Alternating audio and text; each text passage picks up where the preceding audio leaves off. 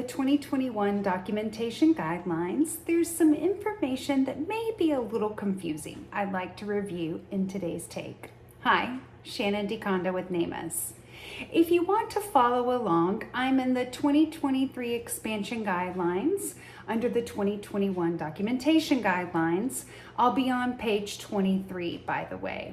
I'm under initial hospital inpatient or observation care under the new and established patient.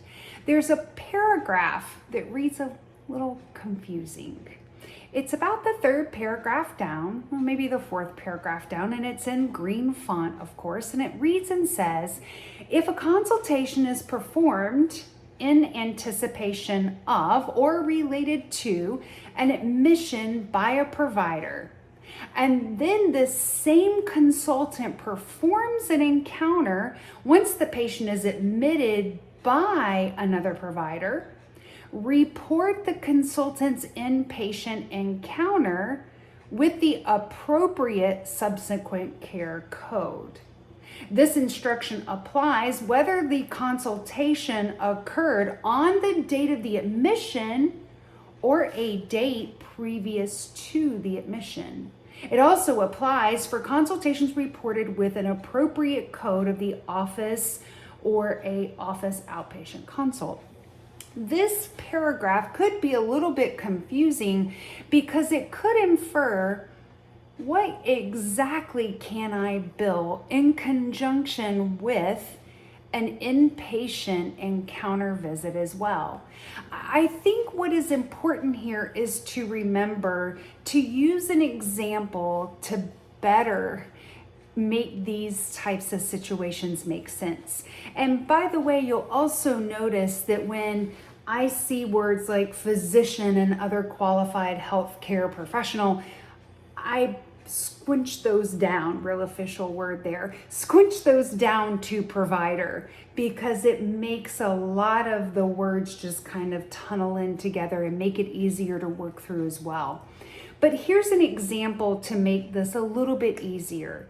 So I have a patient in the emergency room, and the emergency room physician asks the cardiologist to come consult on the patient.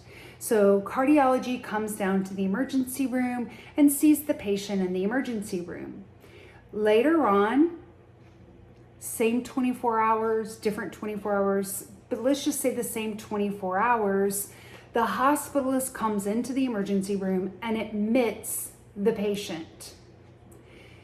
Within the same 24-hour episode, cardiology comes in and sees that patient again. So what this rule is saying is you couldn't bill for a consult in the ED and then turn around and bill for an initial in the inpatient setting. Now, all of us should go, oh, that makes sense. So that's all that rule is saying. It's taking what we already know and making it make sense. It's just doing it in a roundabout way, okay? What I want to point out that is not included in that rule is it never really tells us that you can combine the work.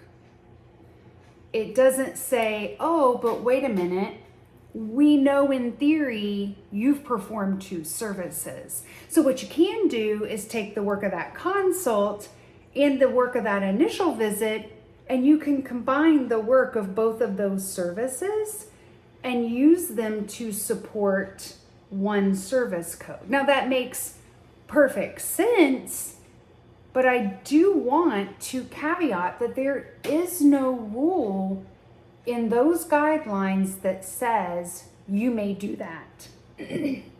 You may want to check reimbursement policy, and I want to make this perfectly clear.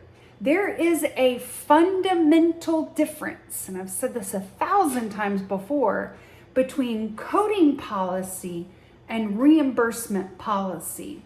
Coding policy says this is how you use the code to get paid. And the code rule is how you use the code. The reimbursement policy says, I am who is paying you to see our beneficiary. And I can have my own rule because you signed a PAR agreement to see our patients.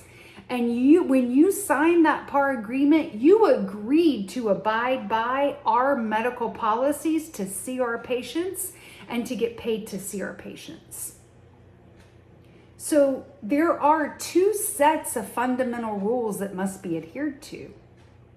Now that may be AMA and CMS. It could be AMA and Blue Cross and Blue Shield. It's whoever that patient is. So you may want to check and see if whoever it is has a policy. But I'm going to tell you that when we look at what the AMA policy says here, there is no coding guidance there that says, well, actually, you can add the work of those two services together and fundamentally use them both to support the service.